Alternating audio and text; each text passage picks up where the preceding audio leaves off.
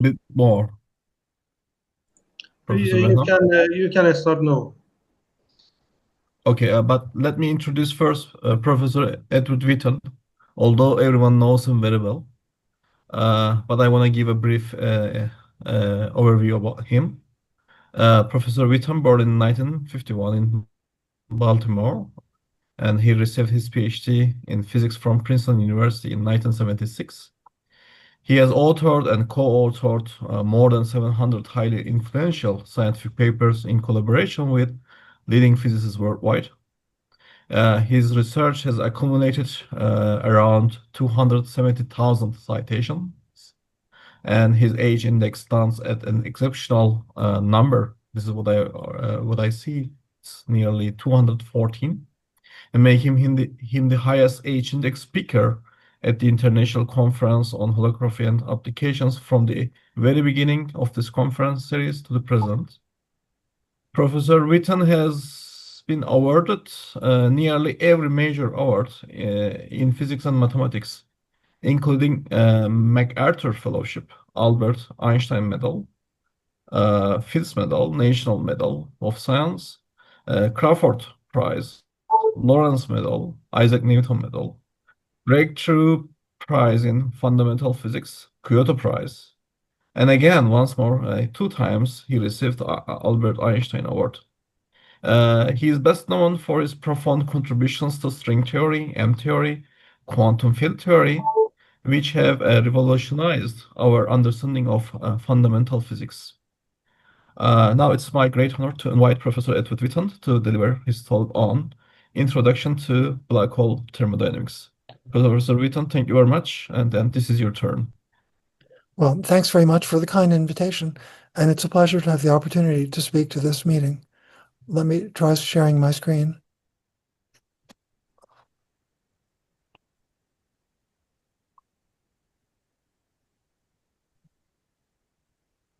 Sorry.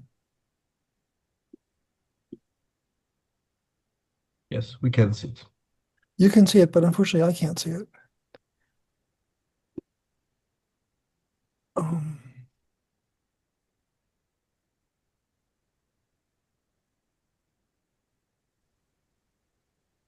okay.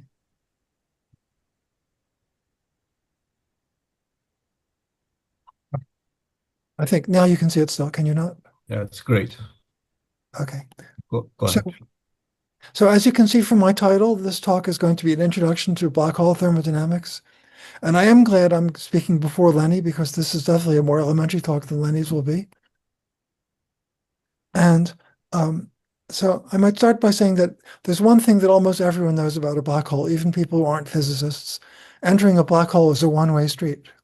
What goes in does not come out, at least according to Einstein's theory. So here's a picture. Well, this is a computer visualization of a field of stars with a black hole in the foreground. And there's a black disk in the sky because the light that was incident directly on the black hole didn't emerge and get to us. So classically, for a black hole to capture something is irreversible.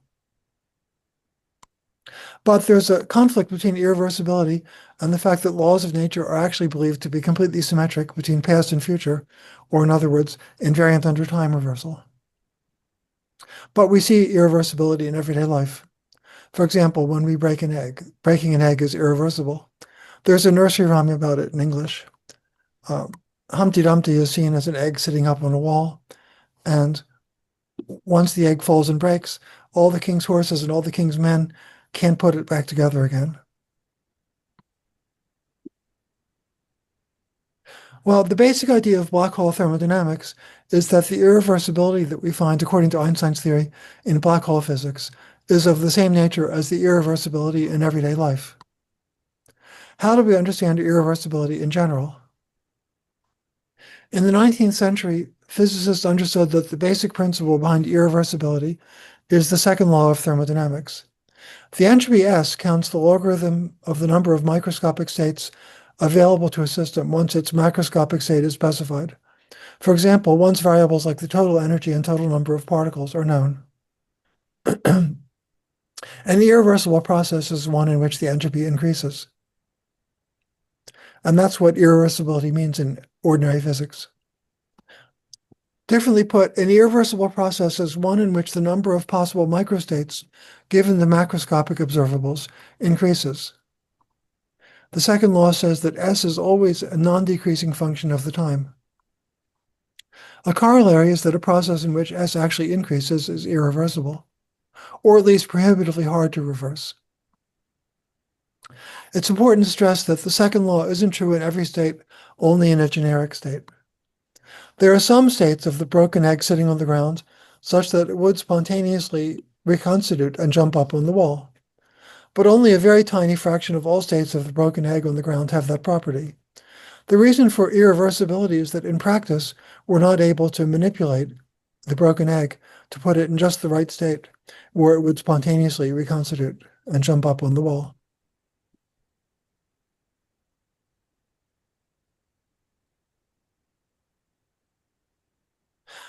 So the fraction of states that would have this property of violating the second law is of order e to the minus delta S, where delta S is the increase in entropy when the egg fell and broke.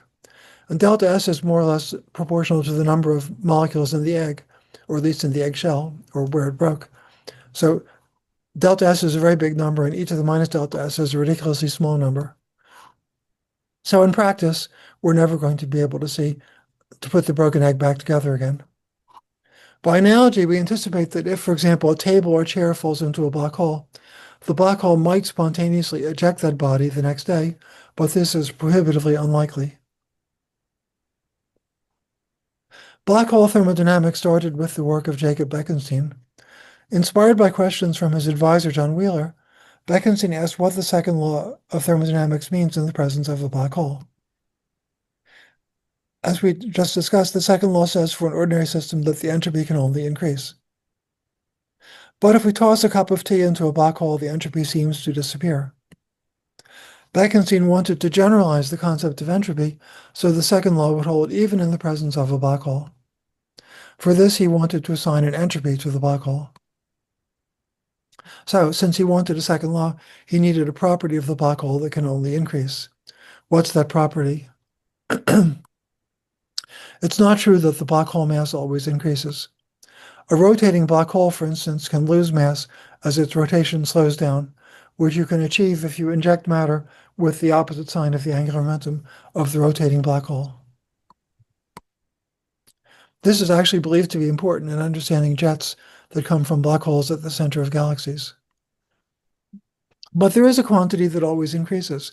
Stephen Hawking had just proved the area theorem, which says that the area of the horizon of a black hole can only increase. The horizon of a black hole is the surface of no return. So it's the boundary, roughly speaking, in this picture, the boundary of the black disk is the horizon. So it was fairly natural for Bekenstein to propose that the entropy of a black hole should be a multiple of the horizon area. For example, according to Einstein's equations, a spherically symmetric black hole of mass m has a horizon radius 2gm, where g is Newton's constant. So the area is 4 pi r squared, which works out to this. Since entropy is a pure number, but the area of the black hole horizon has dimensions of length squared, Bekenstein's proposal for the entropy made use of constants g, h bar, and c to get the units right. I'm actually going to set c to 1, but I've included g and h bar in the formula. So this was Bekenstein's formula, except that he didn't know the constant 1/4. The constant 1/4 was provided by Stephen Hawking a few years later in a way that I'll explain. The fact that h bar appears in the denominator shows that the formula is fundamentally quantum mechanical. In part because h bar is so small in everyday terms, Bekenstein's black hole entropy is very large. For instance, a spherically symmetric black hole with the mass of the sun has an entropy 10 to the 20 times the entropy of the actual sun. Bekenstein's idea was that the entropy of a black hole was supposed to capture the information lost when the black hole was formed.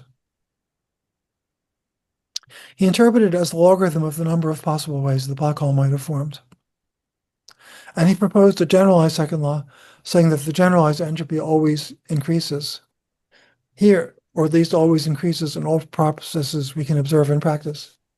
Here, S out is the ordinary entropy of matter and radiation outside the black hole, and A over 4G H bar was his proposal for the black hole entropy. So the claim was that when something falls into the black hole, S out can go down, but A over 4G H bar increases by more.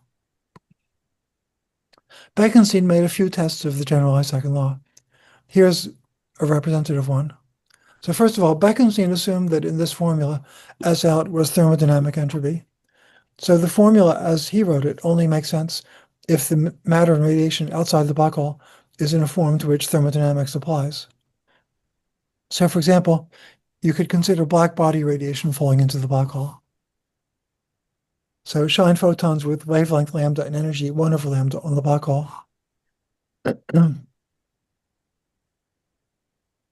entropy of a single photon is of order 1, for example, because the photon has 2 polarization states. When the black hole absorbs 1 photon, its mass shifts like so. Its entropy shifts by this amount. And Bekenstein wanted the increase in the black hole entropy to be greater than the reduction of the of S out. So he observed that if the black hole captures a photon of size smaller than the Schwarzschild diameter of the black hole, say lambda much less than 4 GM, then the entropy of the black hole changes by much more than 2 pi, which is much more than the loss of entropy by the photon. So that was satisfactory. But Bekenstein did not get a satisfactory answer if the black hole is absorbing photons of wavelength larger than the black hole, which can happen, though not very efficiently. This question really did not have a satisfactory answer in the framework that Bekenstein assumed, which was that whatever falls behind the black hole horizon stays there forever. In thermodynamic terms, since he assumed the black hole does not radiate, one should assign it a temperature of 0. Thermodynamics says that at equilibrium, the changes in energy and entropy satisfy dE equals TdS, or ds equals dE over T. So if T equals 0 and dE is non-zero, ds should be infinity. But Bekenstein was trying to attribute a finite entropy to the black hole. So one cannot analyze the absorption of very long wavelength photons by the black hole while ignoring the discovery that Hawking made a little later, which is that the black hole is strongly emitting such photons. That was why in his original paper, Bekenstein actually struggled with his test of the generalized second law. I tend to feel if I'd been there and had the problem Bekenstein had, I would have given up. But anyway, Bekenstein published, although I would have said that his thought experiment seemed to show that his idea didn't work. Famously, Stephen Hawking was skeptical of Bekenstein's idea, but in studying the behavior of quantum fields interacting with the black hole, he ended up proving that Bekenstein was right.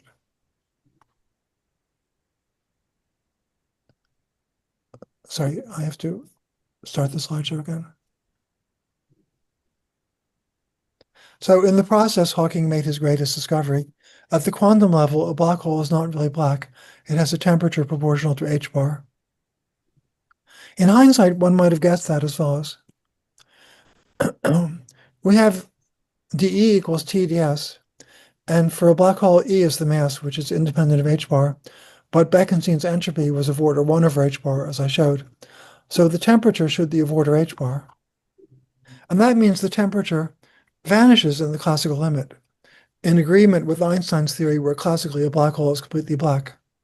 So although I don't, as far as I'm aware, nobody reasoned in precisely that way prior to Hawking's discovery, but it could have motivated the idea that Bekenstein's proposal did not really conflict with Einstein's theory if you accept that a quantum correction gives a non-zero temperature.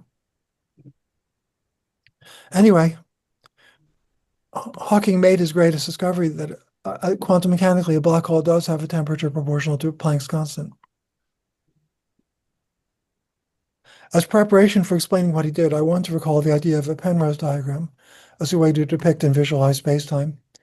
So usually in drawing a Penrose diagram, we assume spherical symmetry, and we plot just 2 coordinates, where traditionally the time is plotted running vertically, and the horizontal coordinate is a radial coordinate.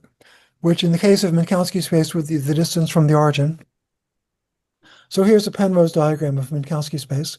R equals 0 is on the left. And then following Penrose, we make a conformal mapping that maps all of space-time to a finite picture that where we can see the boundaries. The conformal mapping, the picture is drawn in units where the speed of light is 1. So an incoming or outgoing radial geodesic is at a pi/4 angle to the vertical. So for example, in this picture, the purple line represents an outgoing radial geodesic. So I've drawn it at a pi/4 angle from the vertical.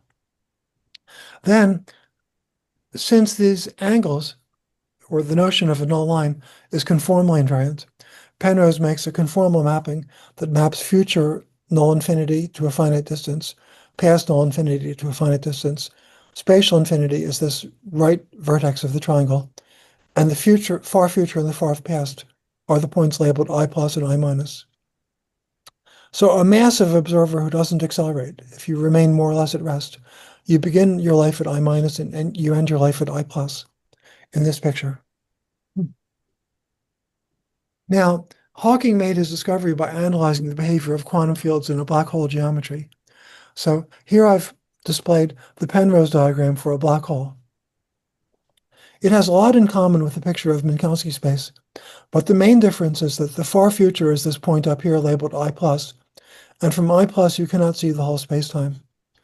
Since light cannot travel at less than a pi/4 angle from the vertical in this picture, from I plus, the farthest back you can see is this null ray labeled the horizon. The region to the future of the horizon is out of sight to an observer even in the far future. At an earlier time, you'd see less. If you live here, you'd only see the part to your past. But even from the far future, you can only see the part of the spacetime outside your horizon.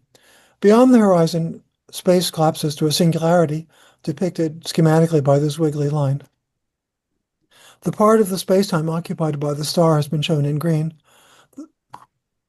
The star it's an artifact of the conformal mapping that's used to draw a Penrose diagram, that the star appears to originate at a point, I minus in the far past.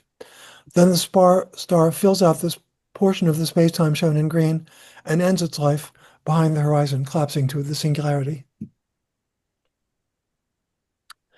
Now, what Hawking wanted to do in this spacetime was to analyze the measurements that an observer outside the black hole would make in the far future. And as an idealization, you can consider those measurements to be made at future null infinity, but near the point I plus. So measurements that we make by causality, measurements we make in the far future, can be traced back to initial data on any earlier time of our choice. It's convenient to pick an initial time hypersurface, which I've called S, that crosses the horizon to the future of the collapsing star. So S is a Cauchy hypersurface for spacetime. All events in spacetime can be deduced from initial data on S, but it has the property that on the surface S, the star is completely behind the horizon. So the outside the horizon region is essentially empty space. Then I've drawn these diagonal purple lines, which represent light rays, for example, propagating from the initial value surface S to the observer at infinity. The observer, for example, is out of the black hole, and they emerge these diagonal purple lines that are shown there that are at a pi/4 angle to the vertical, because those are trajectories of outgoing light rays. And the purple lines bunch up near the horizon because of the way time is compressed near the horizon. As seen by an outgoing observer, it takes longer and longer for a light ray starting from closer and closer to the horizon to get to infinity. So while the distant observer would say that infinite amount of time elapses up to the point I plus, the light rays arriving one after another are bunched up near the horizon when they originate on S. So what will the observer see? Well, part of Hawking's insight was that although the full details of exactly what the observer will see depend on the precise quantum state of the collapsing star, if we ask what the observer will see in the far future after transients die down, there is a universal answer. And that the key point is that a signal that's received very late, which means near I plus, originated from very close to the horizon. And in the regions very close to the horizon, that was basically empty space. At short distances near the horizon, the quantum state can be approximated by the vacuum. So any quantum state looks like the vacuum at sufficiently short distances. So observations made at late time by the distant observer are measuring the state of the quantum fields at short distances near the horizon on this initial value surface S. But since every state is equivalent to the vacuum at short distances, the late time observations of the observer probe the vacuum state near the horizon at short distances. That's why Hawking got a universal answer regardless of how the black hole formed. So now we need a short detour in formulas. So let U be a coordinate function that vanishes on the horizon on some particular Cauchy slice, for example, this slice S. So U will be a coordinate on the horizon that measures how far outside we are. We'll take it to vanish on the horizon and be positive outside. It doesn't matter precisely how U is defined. So here I've drawn the part of the picture that's important. There's the portion of the initial value surface just outside the horizon. I've drawn it in red. There are the diagonal purple lines that convey signals from the near horizon region to infinity.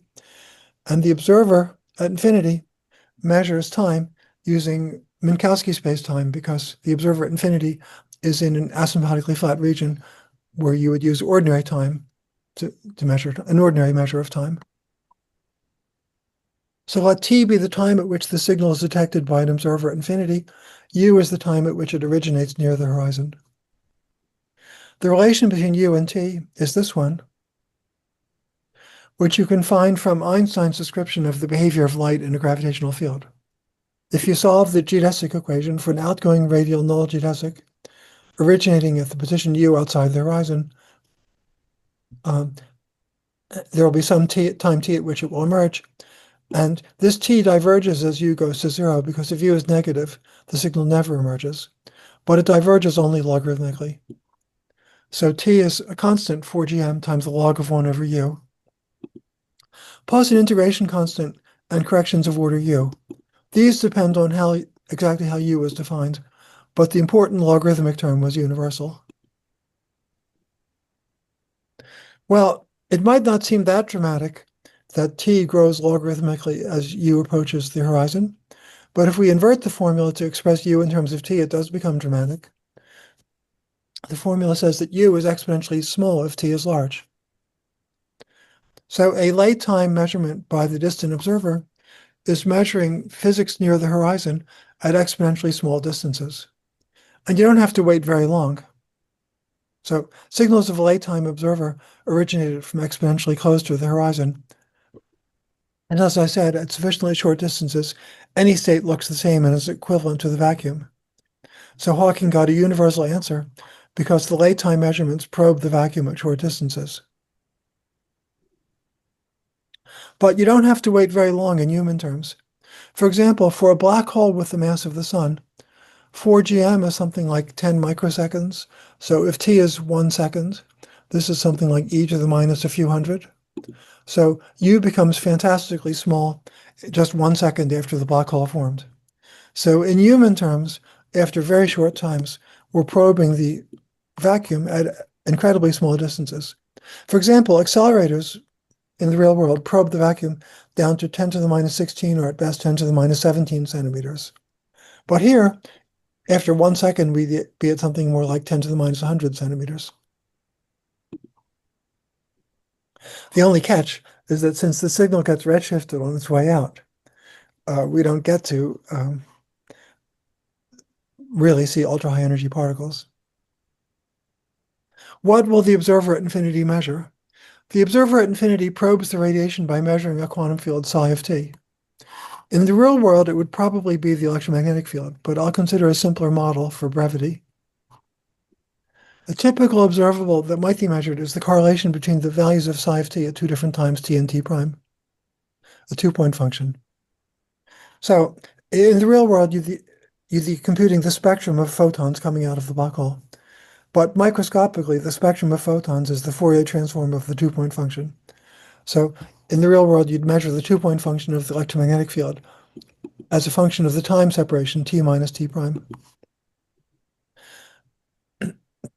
I'm going to consider a simple model. Well, a typical behavior of such a two-point function is a power law singularity at short distances. Uh, so for brevity, I'm going to consider a model where the power is 1, which is what we get if psi is a massless fermion of spin half in the 1 plus 1 dimensional sense, where the two dimensions are the radial distance and time. For such a field, this would be the formula for the two-point function. The only important thing is that it has a power law singularity where I've taken the power to be 1. That's the typical behavior. Now, all we do to see this is what would be measured near the horizon. To find what the distant observer measures, we just change variables from u to t by this formula, and we get a formula for the two-point function measured by the distant observer. And now we find Hawking's discovery. This is anti-periodic in imaginary time. It's odd under shifting t by 8 pi gm. And in quantum statistical mechanics, anti-periodicity in imaginary time is the hallmark of a thermal correlator.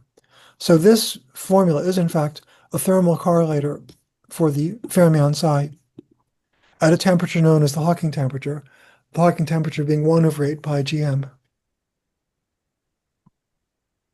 So in other words, we find that a black hole, after transients that depend on how it was created die down, radiates thermally at a temperature 1 over 8 pi gm. Now, I've cheated slightly in this derivation, and the way I cheated was that I assumed the outgoing signal goes straight to the observer, and I didn't worry about the fact that it, in fact, that it interacts with the gravitational field of the black hole on its way out. So a more careful derivation shows something called gray body factors, which I won't have time to explain today. If you want to read about them, one place is actually in my lecture notes that have the same title as the lecture, or almost the same title. I think the lecture notes are called Introduction to Black Hole Thermodynamics. And you can see I've cut some corners in this derivation. You can read there. Well, that's one of many places where you can read a more detailed derivation. But I have, I think, correctly explained the basic reason that the black hole has a Hawking temperature 1 over 8 pi gm. So now we can confirm the value of the entropy. We use the relation dE equals TdS, where for T we take the Hawking temperature, for E we take the black hole mass, and so we learned that the entropy is 4 pi gm squared. All this has been for a spherically symmetric black hole, whose area we computed before to be this. So the entropy is A over 4G. Well, here I've set H bar to 1. So it's A over 4G H bar. So it's Bekenstein's formula, but now with the constant 1/4. So that's how Hawking confirmed and sharpened Bekenstein's proposal. Because it emits thermal radiation, the black hole loses energy and evaporates, according to Hawking. But the timescale for black hole evaporation is very long. For example, a solar mass black hole in vacuum takes 10 to the 67 years to evaporate, way longer than the age of the universe. So we don't expect to observe black hole evaporation, unfortunately, unless we're very lucky in some way. For example, if very tiny black holes were created in the Big Bang, which is conceivable, but we have no evidence at the moment. But we do observe in cosmology something that's believed to be very similar to Hawking radiation from a black hole, namely inhomogeneities in the early universe that are believed to have been the seeds to formation of galaxies and are believed to have originated from something like, from the de Sitter analog of the Hawking effect in the context of inflationary cosmology. So in fact, Lenny's lecture after mine will be on, well, at least the background to it, will be the de Sitter analog of what I've been telling you about. Unfortunately, to explain that part of the story would take us in a different direction. Apart from, apart from this question of how it shows up in the real world observationally, Hawking's calculation is of great conceptual interest. It poses a puzzle that's driven a lot of research in the half-century since Hawking's work was published. In Hawking's calculation, the radiation that comes out of a black hole appears to be exactly thermal, with no correlation between particles that come out at different times, except what follows from conservation of energy and from the black hole temperature. If that's exactly true, it would mean that black hole evaporation can't be described by fundamental microscopic equations invariant under reversing the flow of time. To see this, consider a process in which a star collapses to a black hole which then evaporates. If physics is really described by microscopic laws that are fully invariant under reversing the flow of time, then from the decay products of a black hole, it must be possible in principle to reconstruct the detailed quantum state of all the atoms in the star before it collapsed to the black hole. You should be able in principle to run the movie backwards, describe a state of the universe in which outgoing decay products are reflected backwards, recombine to make a black hole that explodes to make the original star. So the state of the outgoing particles cannot just be thermal or random. There must be subtle correlations which contain the information needed to reconstruct the detailed microstate of the original star. A clue is simply that black hole entropy is so big. For instance, well, much bigger than that of an ordinary object. If, for example, if we compare the entropy of a black hole with the mass of the sun to the actual sun. Many researchers have thought that somehow the entropy A over 4G means that the black hole can be described by some sort of degrees of freedom that live at its surface, with 1 bit or qubit roughly for every 4G of area. For example, John Wheeler illustrated this idea with the famous picture, which was published in an article in 1992, but I think most likely Wheeler had been drawing this picture for decades before. But for now, all this is beyond our understanding. In the remaining time, I'm going to discuss the following question. What is a white hole? Naively, a white hole is the time reversal of a black hole. So Einstein's equations are invariant under time reversal, and by just applying time reversal to the black hole solution, we got what's been called a white hole solution.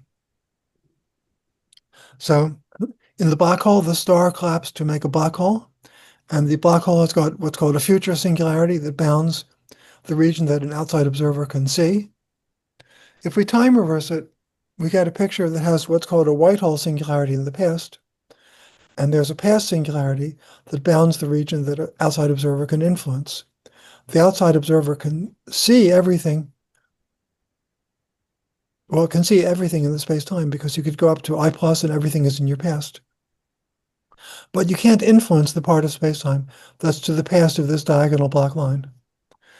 And in this particular solution, what was behind the diagonal black line was a star that popped out of the past singularity and was expelled from the black hole.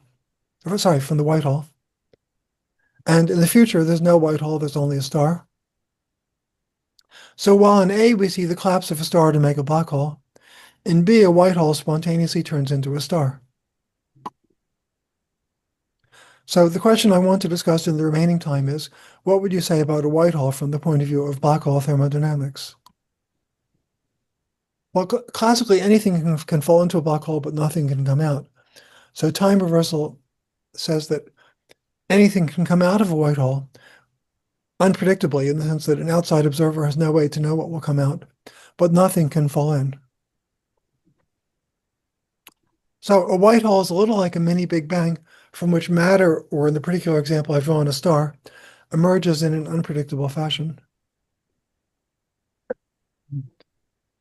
It might sound even stranger than a black hole to have a full-fledged star suddenly popping out of a singularity. But I can assure you we do not observe this process, even though a white hole makes perfect sense as a solution of Einstein's equations. So why don't we see the white holes? From the point of view of a black hole thermodynamics, the formation of a black hole is a process in which the entropy increases. So the time reverse process in which a white hole spontaneously converts into a star or something else is a process in which the entropy becomes smaller, violating the second law. As I explained at the beginning, the laws of nature have solutions that describe histories in which the entropy becomes smaller, but these solutions require fine-tuned initial data and are prohibitively unlikely in practice. So just for fun, in my office, I tried to balance a pen on its tip, unstably balanced. Of course, it fell down, dissipating its kinetic energy into heat. I wasn't able to balance it perfectly, although I managed to take a picture before it had fallen very far from the vertical.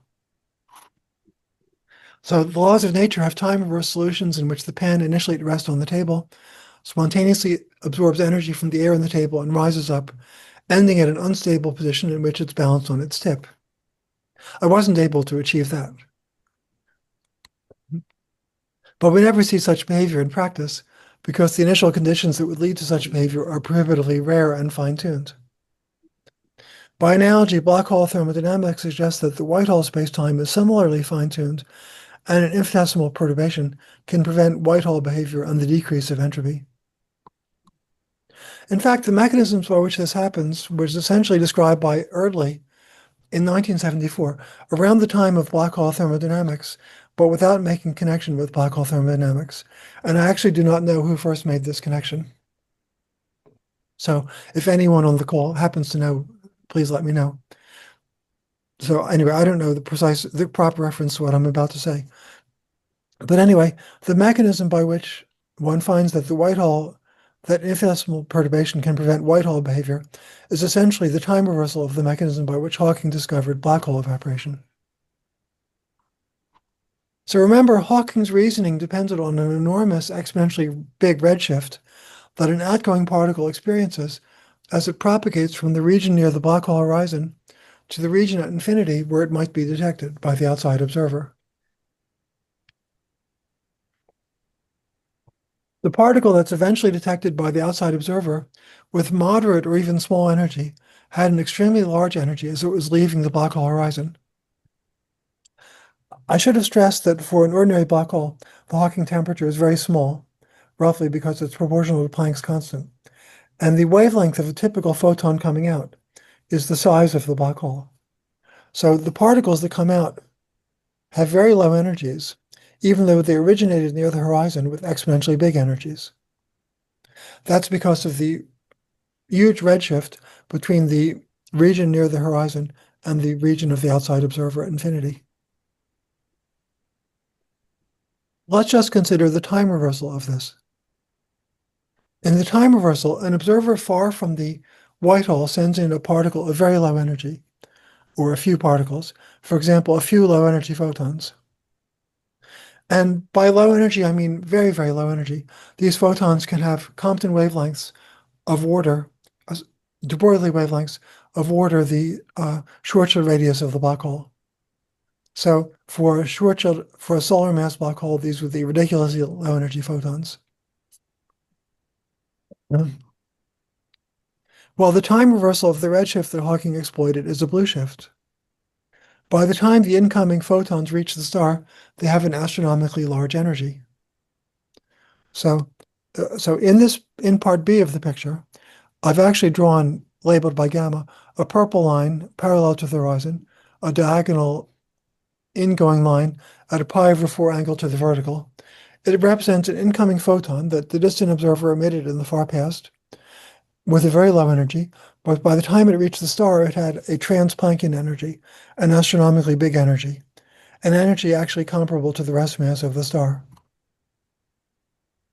So the collision of such ultra-high energy photons with the star that was escaping from the white hole drastically changes the space-time geometry. We don't really know the laws of nature well enough to be very precise, but one would presume that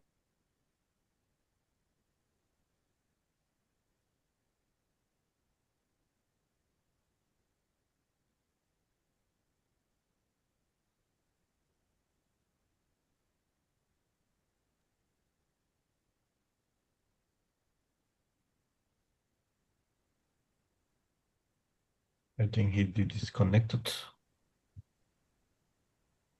Benham, any issues with connection there?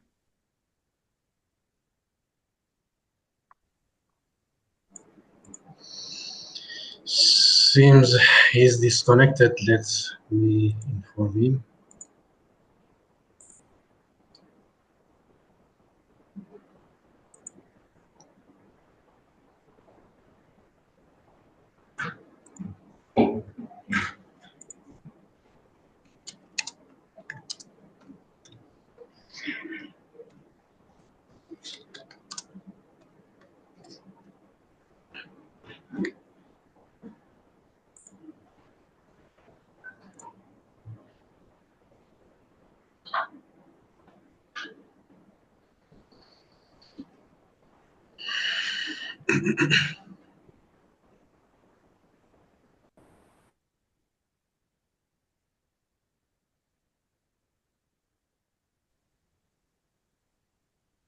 He's back.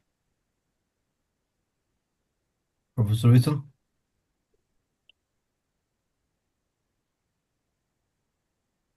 He's here. Okay, I have to apologize. I have to apologize that my computer crashed. No problem, Professor. I'm hoping you can hear me now. I didn't have much more to say. I was kind of at the very end. What I was just saying was that although we don't understand very well what happens when individual quanta of the star collides with the star, we presume that most likely a black hole forms, and that would be how the violation of the second law provided by the white hole is unstable to infinitesimal perturbations, as is Professor, suggested could by you black hole reshare your thermodynamics. presentation? Well, can you see it now? I can reshare it, but I was kind of at the end. Um,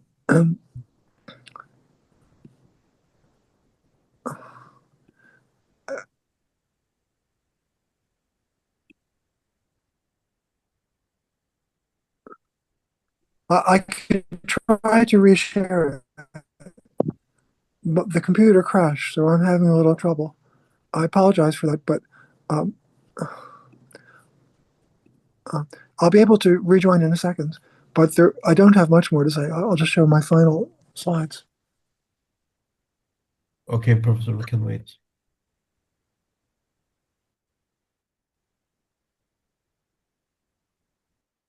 Okay. Well,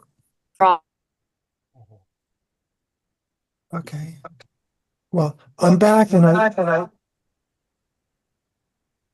okay. I'm back and I can share again, but sorry. Okay. The reason for the okay.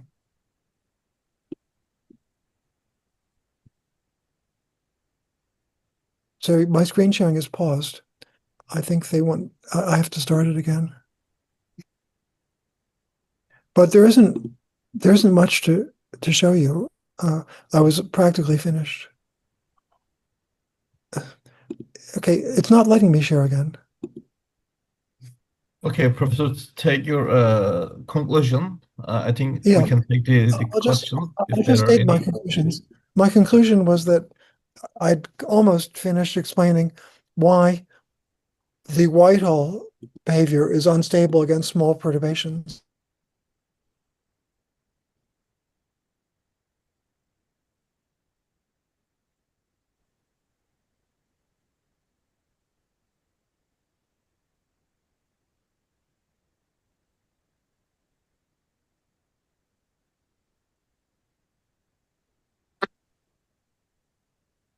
Okay. If you can hear me, I was just finished explaining what I had to say about the Whitehall, and then I was just going to summarize by saying that what I tried to do today was to provide an introduction to one of the most fascinating topics in theoretical physics, where we meet gravity, quantum mechanics, and thermodynamics all together. And hopefully some of you will participate in resolving some of the many unsolved puzzles in this area. Thank you very much for your attention, and my apologies for the mess up at the end. Thank you very much, Professor Edward Litton. Yes, any questions?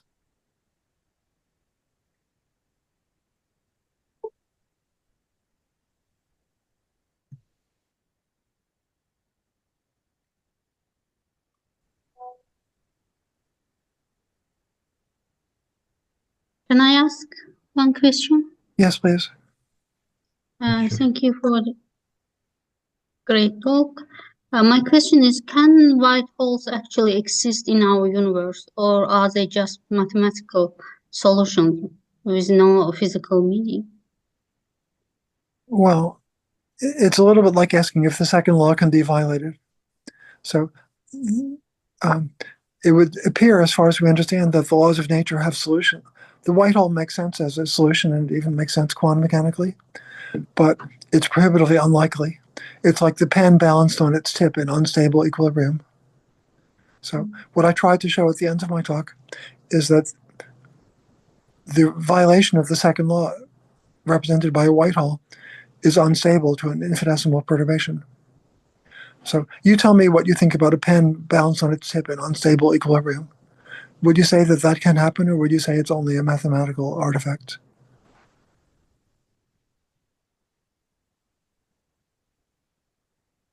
About the pen? I showed a picture of a pen that was almost balanced in unstable equilibrium, but of course I didn't have perfect balance. Would you say that the perfect balance exists, or that Cavab it's eləmədi. Kemal, xahiş edirəm bir dənə zəng vur mənə görüm. Vəziyyət necədir də? Yəni bu 5000-i müddətli qoyubdu, yoxsa müddətsiz qoyubdu?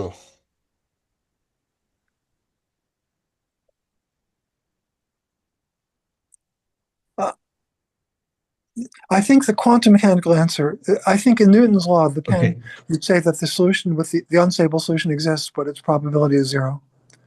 What your point of view is about things that have probability of zero is up to you. But quantum mechanically, you'd say there always are fluctuations, and therefore the state where the pen remains in unstable equilibrium for all times doesn't exist. And similarly, I think you would say that classically the white hole solution exists, but it's unstable. But quantum mechanically, unstable things can't persist for all times. So I think that's the best answer we can give to your question. But anyway, it's the same as the answer about the pen in an unstable balance. So no matter what you think is the answer to that question, the answer for the white hole is the same. I would have Thank one you. question. Is there another Yes, question? please. I would have one. Go ahead. If the mathematical object being described would have potentially a physical correlate akin to balancing the pen, could we calculate a space in terms of like what size of a universe and how much time would be required to get that pen to balance or to create that white hole?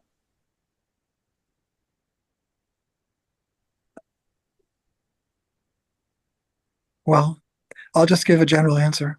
To violate the second law by an amount delta S, you roughly need to try each of the plus delta S times, since the probability of success is of order e to the minus delta S. So take the exponential of the Bekenstein-Hawking entropy, and the exponential of that number, which will be a ridiculously big number, is how many times you'd have to try before you could get a white hole. That's a crude answer because, as I said before, quantum mechanically unstable things really can't persist for all times. But if you said how long you want it to persist for, then the question would make sense of an answer. And that answer would be roughly the exponential of how much you're trying to violate the second law. That would be how many times you'd have to try to do it before you succeeded.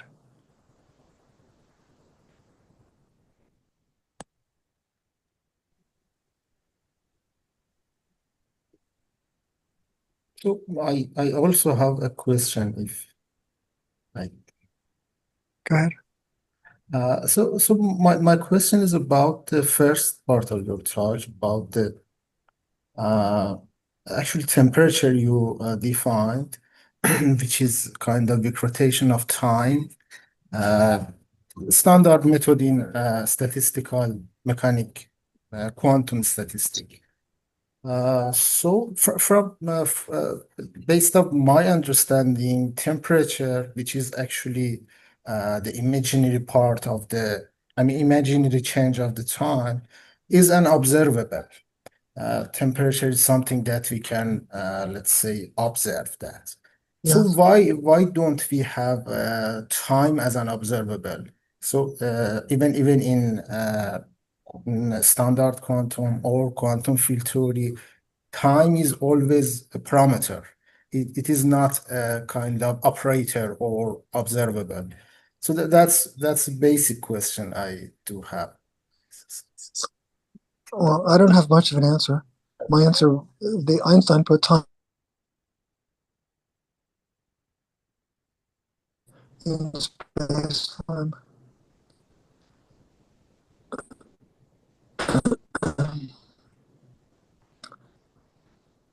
I guess you could say we observe the time at which something happens.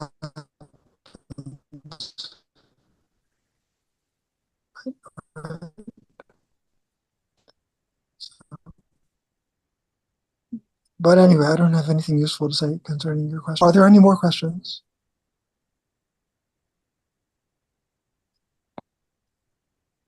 Actually, I wasn't able to hear your answer. It Oh, was okay. Yeah, I'm not quite sure why, but my answer, can you hear now? it's No, fine. much better. My answer was not terribly useful anyway. All I said was that the usual formulation is that we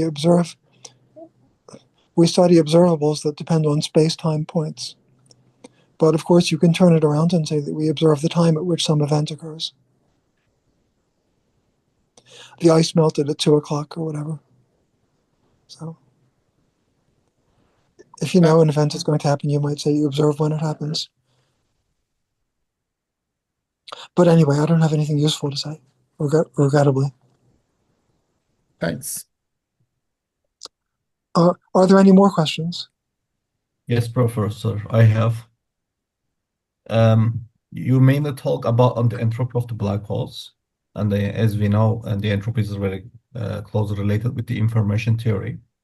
And there is a long-standing problem, information loss paradox. In Yes. regard of information loss paradox, what's your opinion about the white hole effect on information? Well, of course, I didn't use the phrase information loss paradox, but I did describe the paradox in my talk when I said that if the radiation is truly thermal, that would contradict the idea that the reversibility of the laws of nature, which says that the outgoing radiation must contain the information to reconstruct the initial state.